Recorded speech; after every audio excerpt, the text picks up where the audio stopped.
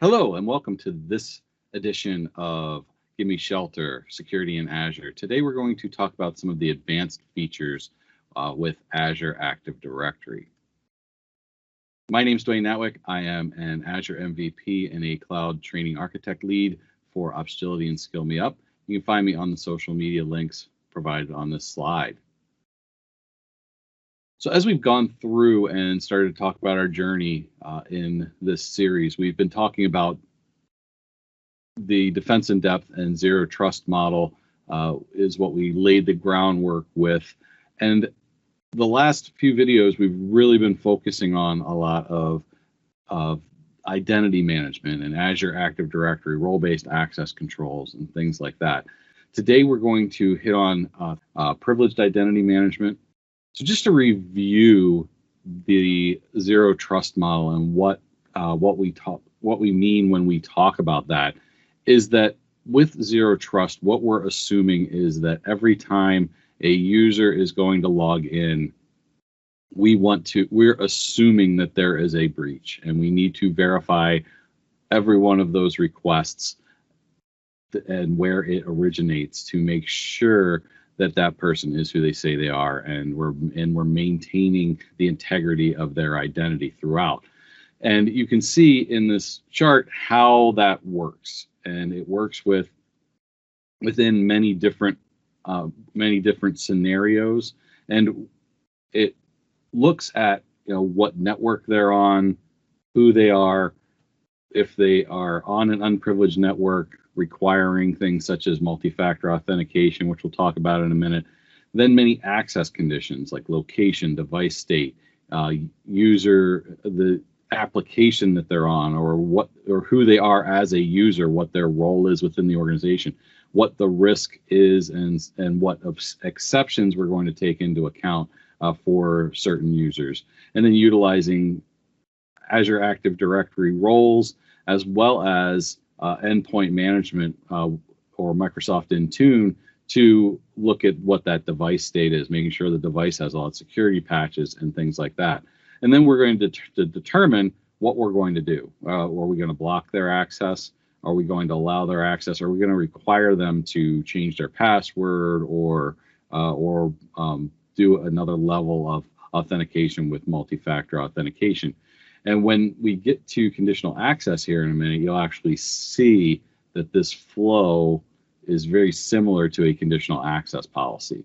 So utilizing conditional access policies and multi-factor authentication and privileged access management, all three of these advanced features are going to help us as an organization to enforce this zero trust model and have that verification of identity throughout access to various resources within Azure as well as Microsoft 365.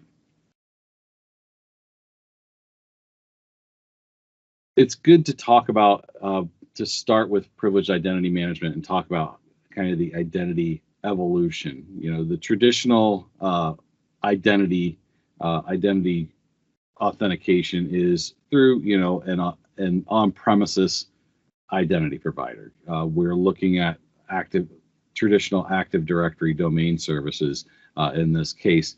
In that case, we're using on-premises applications, and we aren't using any type of single sign-on capabilities with cloud applications. They have their own logins. You have your own logins to applications on there like Facebook or 365 or Google or whatever it is.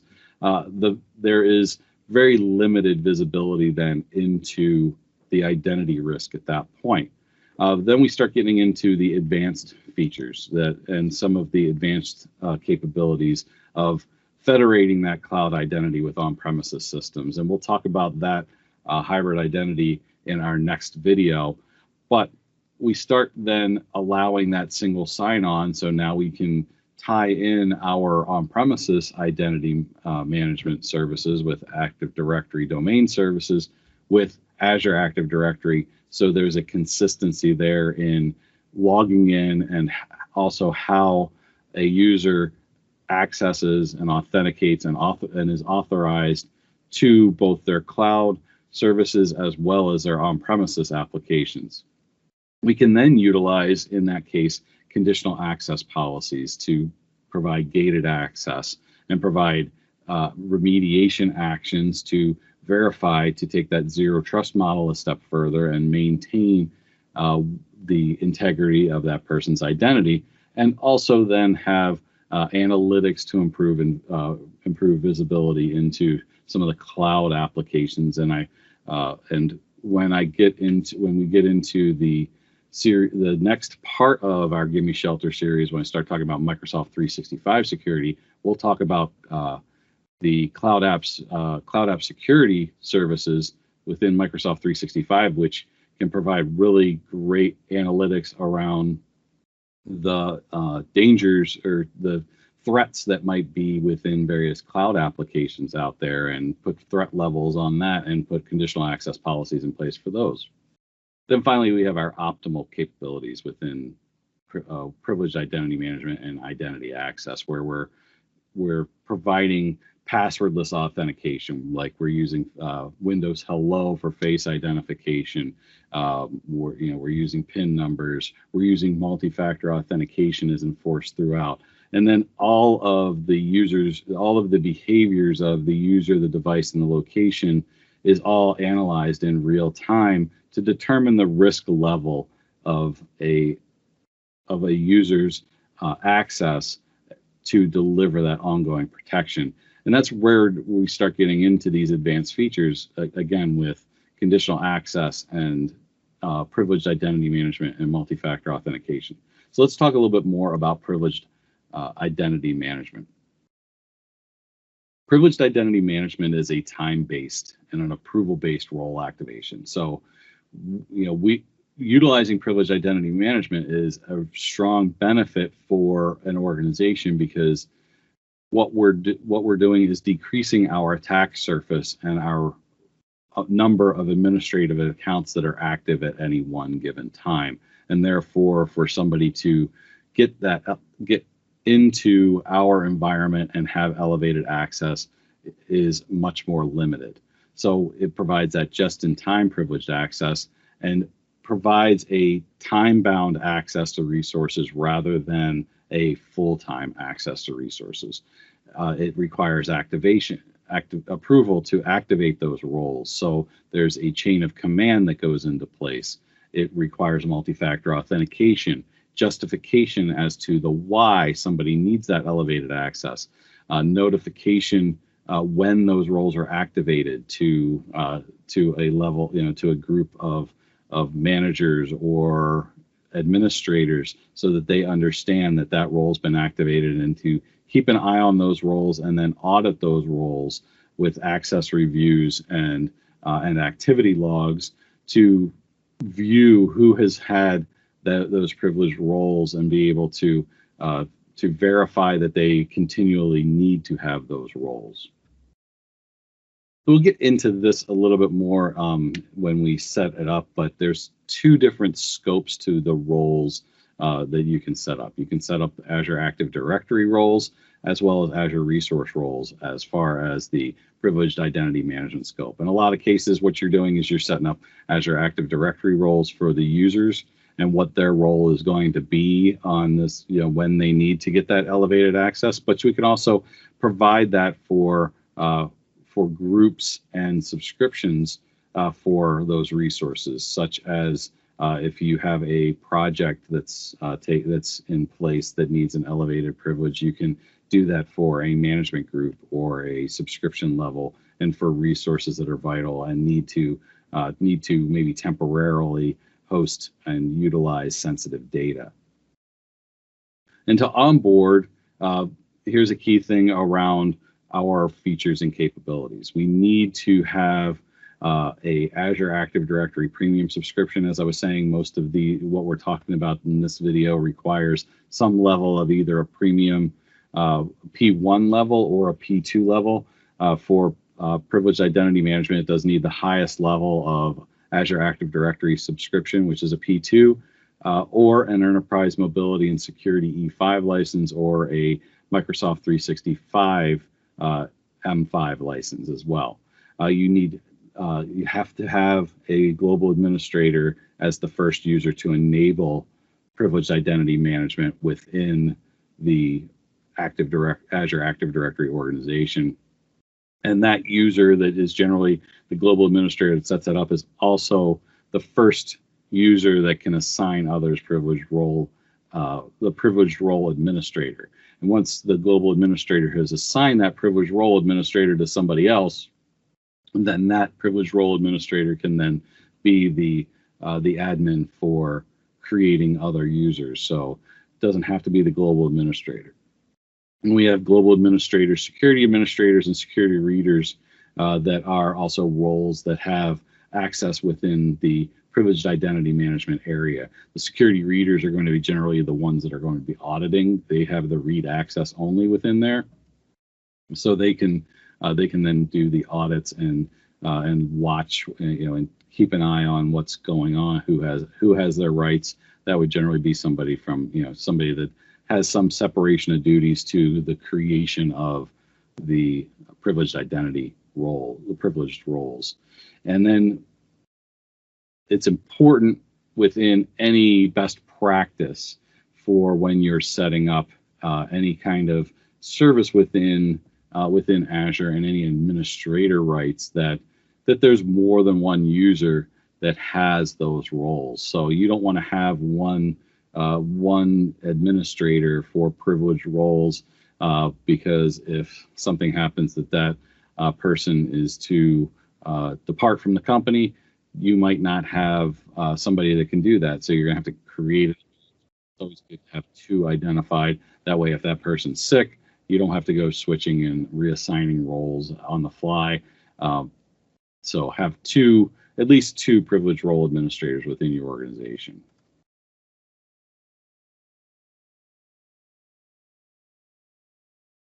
And as we set up and create our privileged identity roles within our organization, it's a little bit different than setting up Azure Active Directory roles and Azure resources.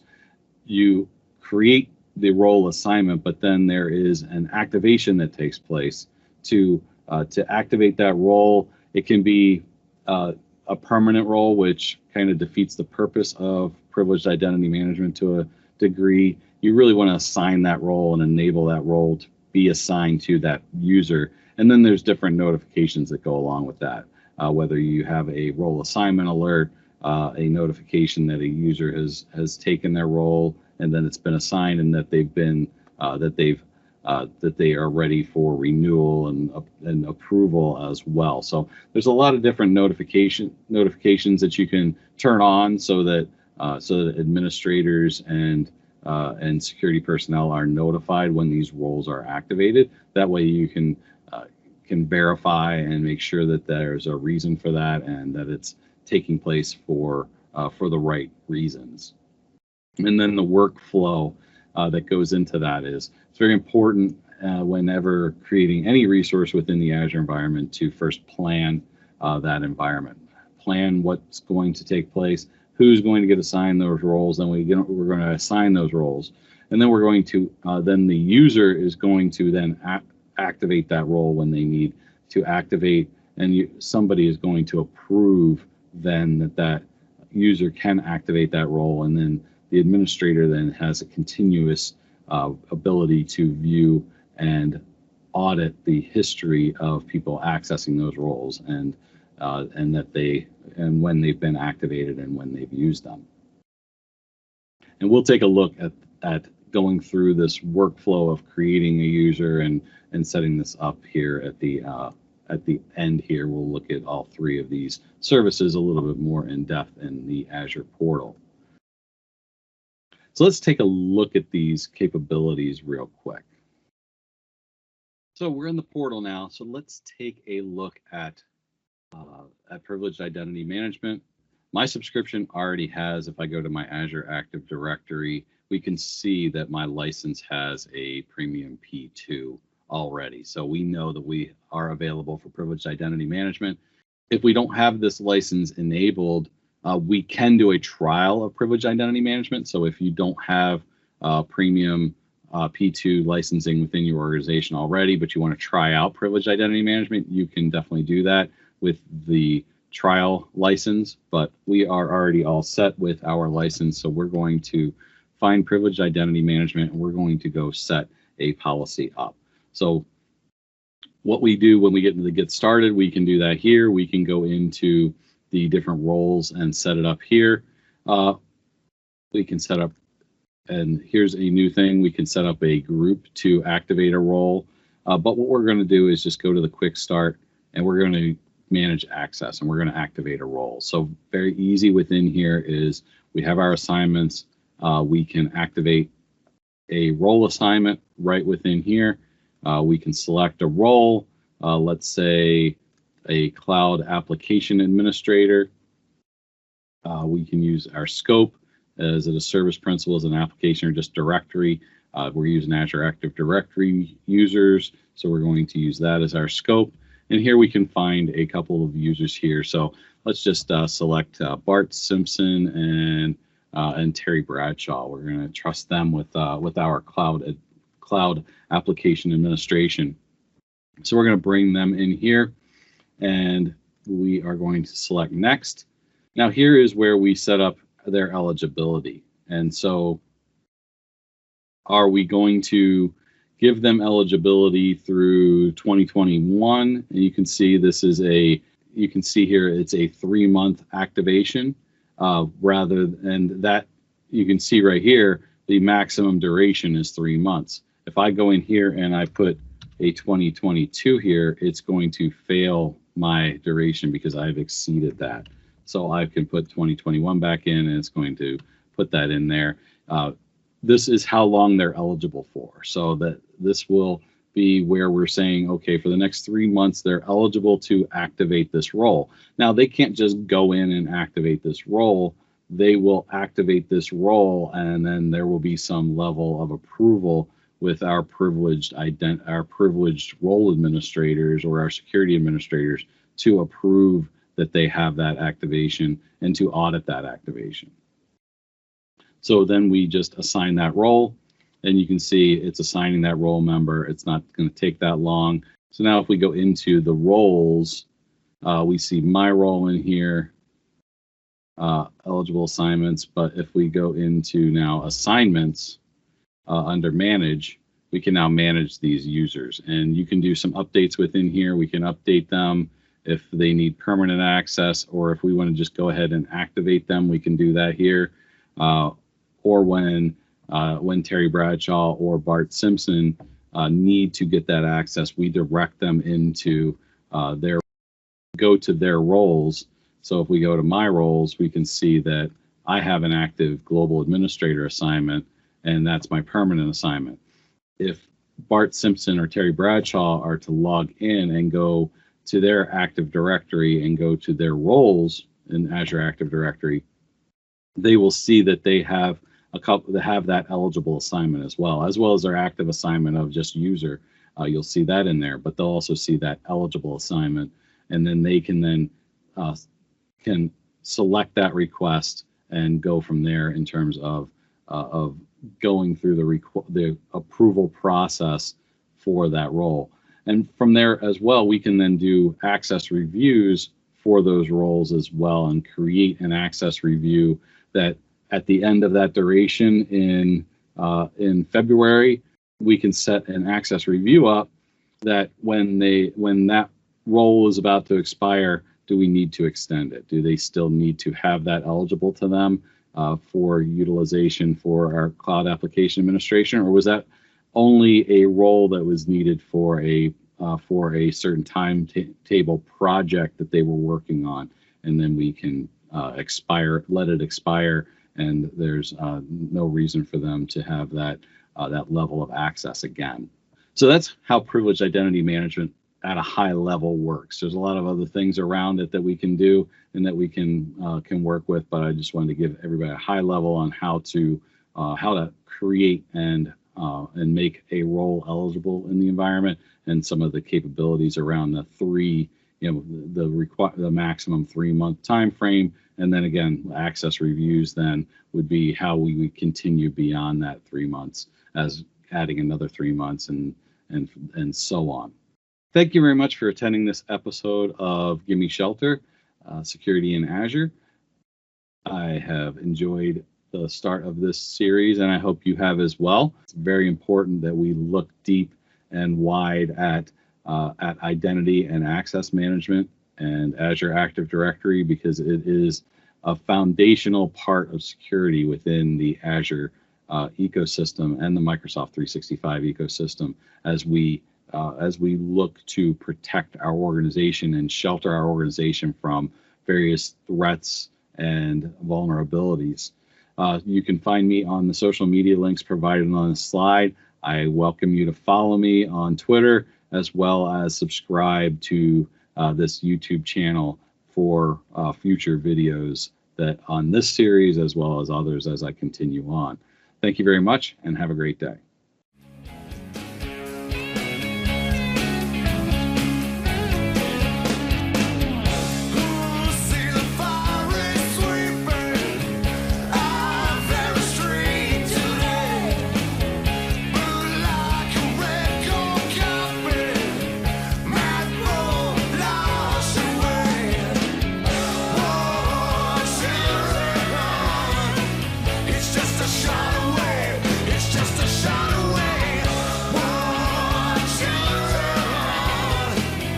Just a shot.